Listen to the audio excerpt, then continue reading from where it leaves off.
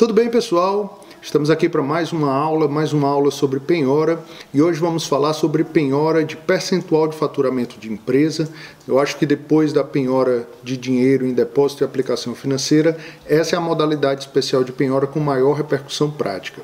Muito importante, porém a gente precisa ter muito cuidado na sua utilização para evitar abusos. Lembrem-se que quando a gente trabalha com empresa, tem aquele princípio da manutenção da empresa que precisa estar sempre na cabeça da gente, porque apesar de a gente buscar a efetivação do crédito daquele que está reconhecido no título executivo, a gente não pode inviabilizar a atividade empresarial, que talvez isso cause até mais prejuízo à sociedade, à função social daquela empresa, do que mesmo a ausência da satisfação do crédito. Então, há uma equação muito complexa que precisa ser analisada com cuidado para evitar prejuízos, tá bom? Mas vamos lá. Qual um primeiro ponto que a gente tem que entender?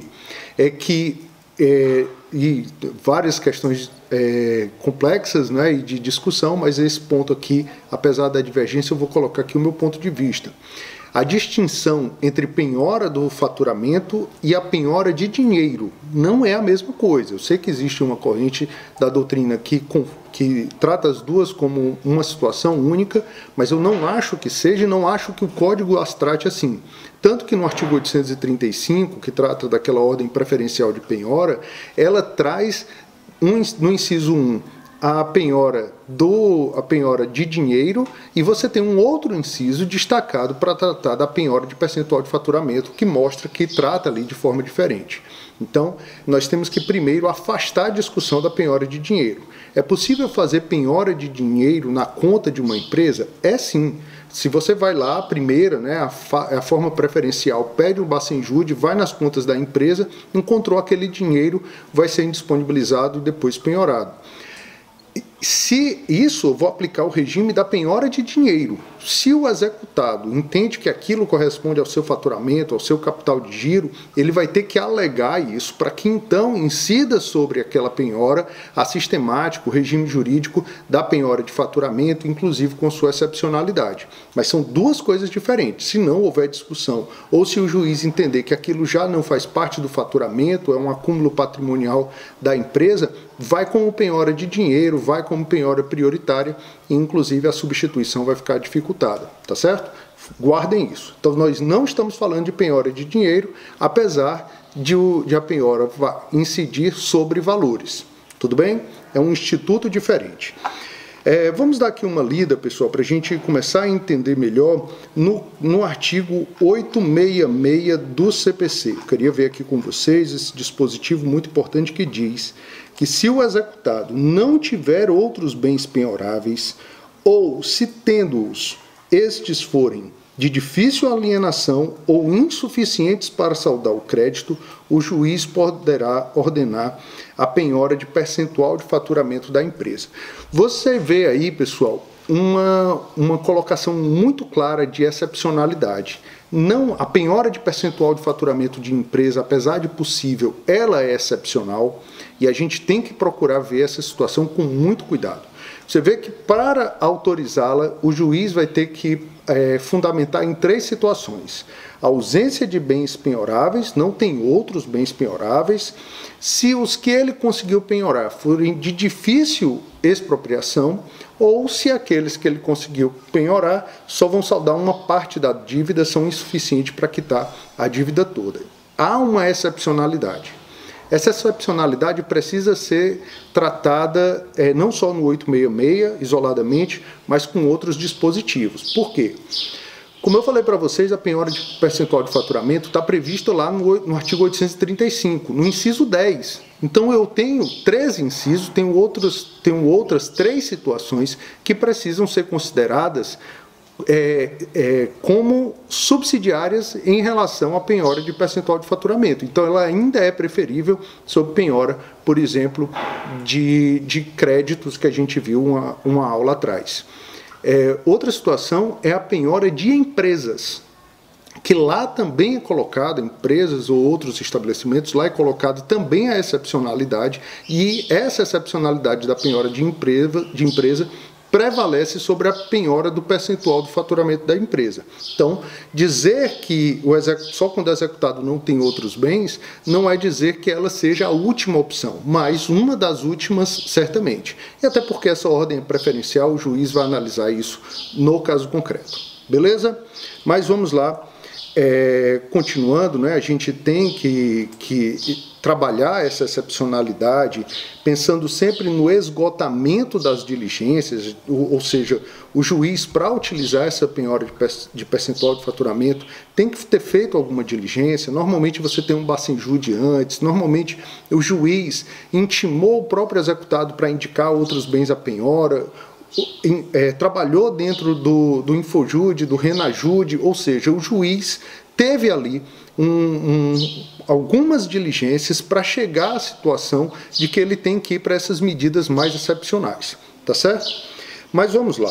Parágrafo 1º vai dizer que o juiz fixará percentual que propicie a satisfação do crédito exequendo em tempo razoável, mas que não torne inviável o exercício da atividade empresarial. Então você vê aqui claramente que nós temos um binômio a ser analisado. De um lado nós temos a manutenção da empresa, que tem sempre que ser lembrada, não é? O juiz fala aí que não pode tornar inviável o exercício da atividade empresarial, como em alguns casos no passado isso acabou ocorrendo, mas eu também não posso ignorar a efetivação do crédito, eu tenho que equilibrar. No caso concreto, eu posso chegar a uma situação em que o percentual desse faturamento que eu vou poder atingir é tão pequeno que talvez não valha a pena, porque eu vou levar ali talvez uma década para quitar a dívida. Então, até para analisar a adequação ao caso concreto daquela medida, eu preciso saber quanto eu posso atingir desse percentual de faturamento. Um outro detalhe na definição desse valor, na análise desse binômio, qual é a base que eu vou tratar. Porque faturamento, não é, essa receita que vem da venda de mercadoria, de serviço pela empresa, eu tenho que lembrar que eu tenho faturamento bruto e eu tenho faturamento líquido. O faturamento bruto, ele engloba ali, inclusive, aqueles valores necessários ao custeio, à manutenção da empresa, com o salário dos empregados, com o pagamento de tributos, com o próprio capital de giro, pagamento de contas básicas, água, luz, aluguel. Isso tem que ser excluído. Se a ideia é manter a empresa funcionando, ao definir esse valor, eu não posso computar de modo nenhum tais valores. Então, o ideal é que eu estabeleça um percentual sobre o faturamento líquido. Eu sei que isso também é um ponto de divergência na doutrina, mas pelo menos na prática, o que é que acontece? Quando os juízes utilizam a base do percentual do faturamento bruto, esse percentual ele é colocado num valor menor. Então vai lá 2%, 5%. Quando se utiliza o percentual do faturamento líquido, até porque você já garantiu a manutenção da empresa, fica só aquele valor ali de capital de giro que ainda pode estar dentro do líquido, você pode ter um percentual maior. A gente encontra às vezes na jurisprudência 30% do faturamento, e essa é uma discussão muito constante. Então, na minha opinião, deveria ser só o percentual do faturamento líquido a ser atingido, não o faturamento bruto, porque você acaba tendo essa dificuldade de conciliar a manutenção da empresa. Como a gente vê, essa situação não é simples, há uma série de variáveis a serem consideradas, e uma delas é que, às vezes, esse faturamento da empresa não chega em dinheiro, papel moeda, como ocorria antigamente, tanto que chamavam essa penhora no passado de penhora na boca do caixa, até porque a pessoa ia pegar o dinheiro realmente ali no caixa, aquele dinheiro em espécie que tinha entrado. Hoje a gente tem muitas situações de empresas que trabalham quase que exclusivamente com pagamento a crédito ou a débito, então você não vai ter dinheiro no caixa, e nós temos ainda a situação das intermediadoras de pagamento, né? Faltou aqui o nome, que é o PayPal, Mercado Livre, Mercado Pago, que são situações em que o dinheiro não vai aparecer. A gente precisa ter muita atenção para isso.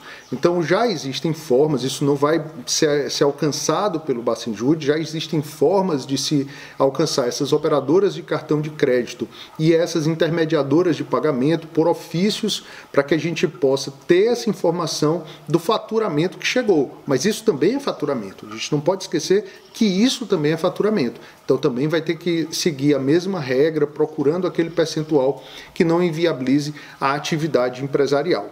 Entenderam, pessoal? Então, faturamento, resumindo aqui, vamos trabalhar com faturamento líquido, além daquele dinheiro em espécie na boca do caixa, você vai poder pegar compras a crédito ou a débito feitas em cartão mediante intimação, ofício das operadoras de cartão de crédito, e essas, agora mais recentemente, está muito comum, essas intermediadoras de pagamento, PayPal, Mercado Pago, isso a gente pode também, por meio de ofício, atingi-las, tá certo? Temos que tentar cercar aí todas as situações para, de fato, chegar o mais próximo possível daquele percentual a ser alcançado.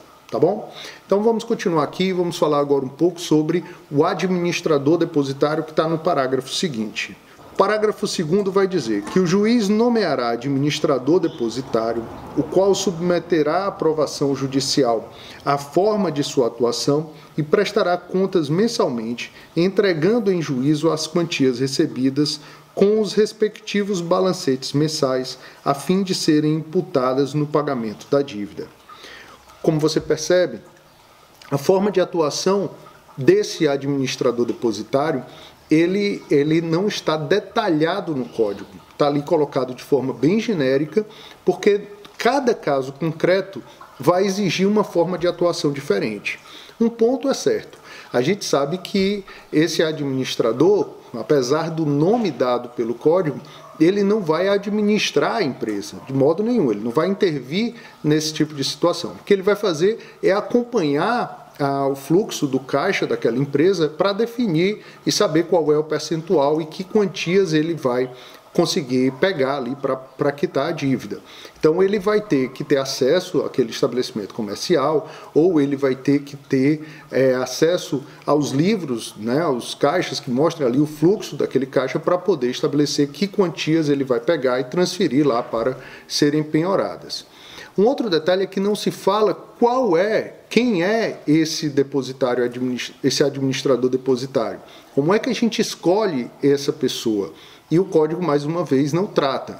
Felizmente, ele vem com uma regra de aplicação subsidiária de uma outra subseção que acaba nos respondendo isso. Então, no parágrafo 3º, você vai encontrar aqui que na penhora de percentual de faturamento de empresa, observar-se-á, no que couber, o disposto quanto ao regime da penhora de frutos e rendimentos de coisa móvel e imóvel. E aí fecha esse dispositivo.